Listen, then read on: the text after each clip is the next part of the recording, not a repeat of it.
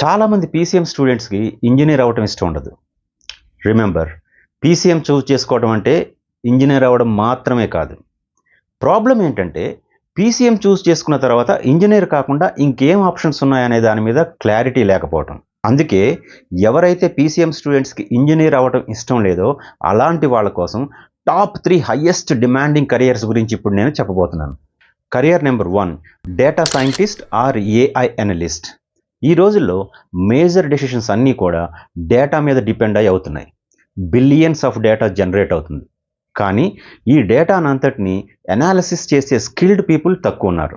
Global wise AI ఇండస్ట్రీని కంప్లీట్గా change చేస్తుంది. కాబట్టి ఇది డెఫినెట్గా high demanding career. Next career financial quantitative analysts. వీళ్ళని షార్ట్గా క్వాంట్స్ అంటారు.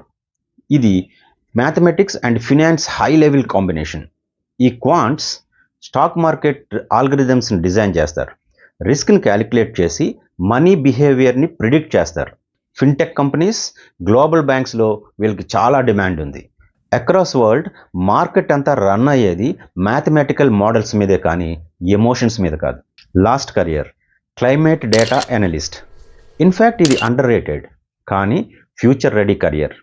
India is facing climate challenges, agricultural losses and energy transition. World wide climate decisions అన్నీ కూడా డేటాను బేస్ చేసుకునే జరుగుతున్నాయి. సో ఎవరైతే పీసీఎం స్టూడెంట్స్ ఇంజనీర్ కావడం ఇష్టం లేదో వాళ్ళకి ఈ క్లైమేట్ డేటా అనలిస్ట్ అనేది బెస్ట్ చాయిస్. పీసీఎంతో పాటు రైట్ ఎలెక్టివ్స్ని కనుక చూస్ చేసుకుంటే ఈ high demand future ready careers మీవే.